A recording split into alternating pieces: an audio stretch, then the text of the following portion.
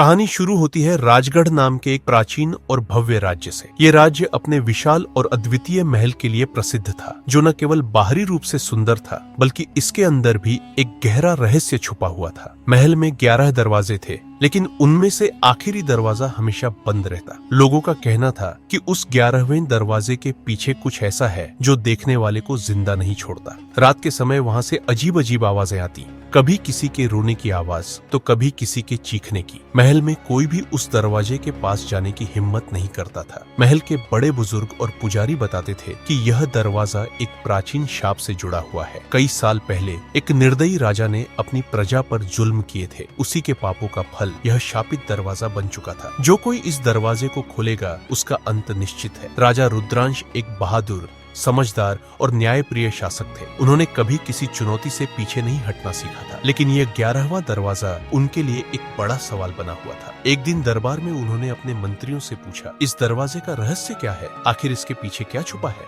मंत्री और दरबारी चुपचाप सिर झुकाए खड़े हो गए। कोई कुछ कहने की हिम्मत नहीं जुटा सका। तभी राजपुरोहित रघुनंदन ने धीरे धीरे कहा, महाराज, यह दरवाजा आपकी और इस राज्य की सुरक्षा के लिए बंद है, इसे कभी मत खोलिए। राजा रुद्रांश के अंदर जिज्ञासा और चुनौती दोनों बढ़ती जा रही थी। वह सोचते थे, अगर ये केवल एक डरावनी कहानी है तो ये आवाजें क्यों आती है, और अगर इसमें कुछ सच्चाई है तो इसे जानने का हक सिर्फ मेरा है। वह ठान चुके थे कि उन्हें यह रहस्य जानना ही होगा। उसी रात राजा ने अपने सेनापति वीरज और पुरोहित रघुनंदन को अपने कक्ष में बुलाया। मैं इस दरवाजे का सच जानना चाहता हूँ, क्या तुम मेरा साथ दोगे? वीरज ने तुरंत समर्थन दिया, लेकिन रघुनंदन ने डरते हुए कहा, महाराज, इस दरवाजे को खोलने का मतलब है अपनी जिंदगी और पूरे राज्य को संकट में डालना। मैं आपको चेतावनी देता हूँ, ऐसा मत कीजिए। कक्ष के बीचों बीच एक बड़ा दर्पण रखा हुआ था। दर्पण के पास एक पत्थर की पट्टी पर लिखा था, यह दर्पण तुम्हारे लालच को दिखाएगा। अगर तुम इसे स्वीकार कर सको तो ही तुम आगे बढ़ सकते हो। जैसे ही राजा दर्पण के सामने खड़े हुए, उन्होंने खुद को ताज और सोने से लदे हुए देखा। उनके चारों ओर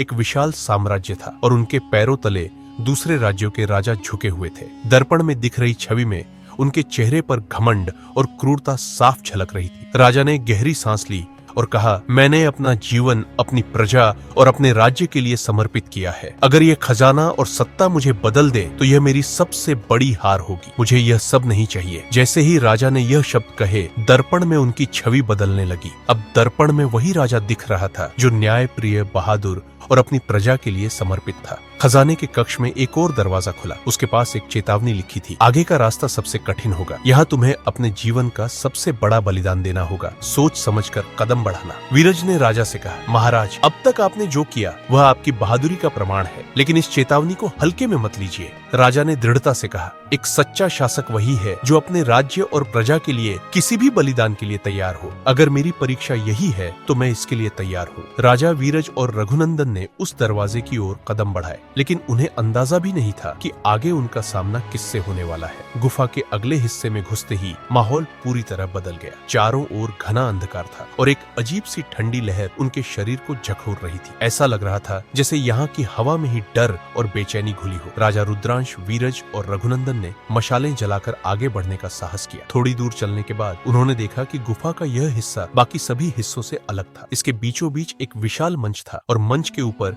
एक अद्भुत शिवलिंग रखा हुआ था। शिवलिंग के चारों ओर रोशनी की एक दिव्य आभा फैल रही थी, लेकिन मंच तक पहुंचने से पहले उनका सामना एक भयंकर राक्षसी आकृति से हुआ। वह आकृति आधे आदमी और आधे राक्षस की तरह थी। उसकी आंखें अंगारे की तरह लाल और आवाज गूंजती हुई थी, राजा रुद्रांश, तुमने डर और लालच की परीक्षा पास कर ली, लेकिन यह आखिरी परीक्षा सबसे कठिन है। यहाँ से आगे बढ़ने के लिए तुम्हें अपना सबसे बड़ा बलिदान देना होगा। राजा ने साहस पूर्वक कहा, जो भी मेरी परीक्षा है मैं उसका सामना करूंगा। बताओ मुझे क्या करना होगा? राक्षस ने अपनी बड़ी आंखों से राजा को घूरते हुए कहा, तुम्हें उस चीज का बलिदान देना होगा जो तुम्हारे लिए सबसे प्रिय है, वही चीज जो तुम्हारे जीवन का सबसे बड़ा हिस्सा है। सोच लो, अगर तुमने इसे बलिदान नहीं किया तो यह गुफा तुम्हें और तुम्हारे राज्य को हमेशा के लिए तबाह कर देगी। राजा ने गहरी सोच में डूबकर कहा, मुझे बलिदान देने से डर नहीं लगता, लेकिन यह चीज ऐसी है जिसे मेरे बिना कोई नहीं समझेगा। मेरी प्रजा, मेरा राज्य, मेरे सैनिक, ये सब मेरे लिए सबसे बड़ी संपत्ति है, लेकिन इन सबसे बढ़कर मेरा परिवार है, मेरी पत्नी और मेरा पुत्र। अगर मुझे किसी को खोना पड़ेगा तो वह मेरी पत्नी होगी। राक्षस की आवाज गूंजी, यदि तुम अपनी पत्नी को बलिदान देने के लिए तैयार हो तभी आगे बढ़ सकते हो। तुम्हें यह करना होगा। राजा ने अपनी पत्नी माला का नाम लिया और उसकी छवि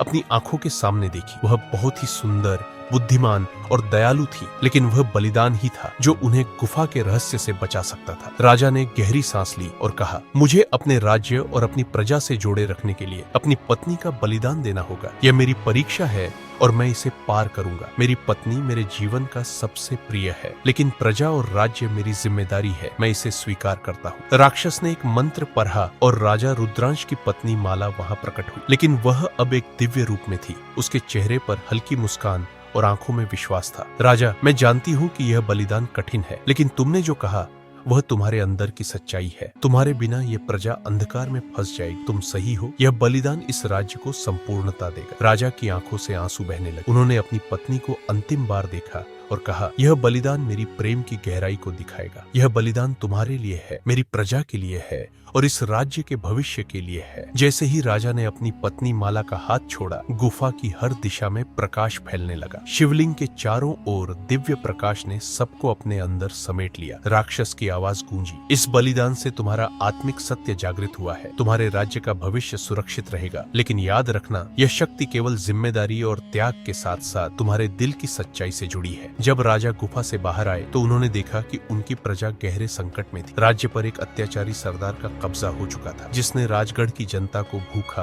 और मजबूर कर दिया था। राजा ने अपने सैनिकों को एकत्रित किया और फिर से अपनी प्रजा की सेवा में जुट गए। उनकी पत्नी माला की आत्मा और बलिदान उनकी प्रेरणा बन गई। उन्होंने सरदार के अत्याचार के खिलाफ जंग छेड़ी और प्रजा की मदद से जीत हासिल की। लेकिन उन्होंने यह भी सीखा कि हर सफलता के पीछे बलिदान और जिम्मेदारी होती है। राजा रुद्रांश ने प्रजा से संवाद स्थापित किया और उन्हें विश्वास दिलाया कि वे अपनी जिंदगी को अच्छे के लिए, अपनी प्रजा की भलाई के लिए समर्पित करेंगे। राजगढ़ फिर से नया शिखर छूने लगा। प्रजा खुशहाल हुई और राज्य का साम्राज्य मजबूत हुआ। कहानी यही खत्म नहीं होती। हर व्यक्ति के जीवन में गुफा जैसी चुनौतियां आती है। डर, लालच और बलिदान की परीक्षा। जो उन्हें स्वीकार कर आगे बढ़ता है, वही अपने जीवन का सच्चा सत्य और उद्देश्य खोजता है। राजा रुद्रांश की कहानी आज भी प्रेरणा देती है कि किसी भी मुश्किल से गुजरने के लिए हमें अपने डर, लालच और बलिदान की परीक्षा को हिम्मत से पार करना होता है।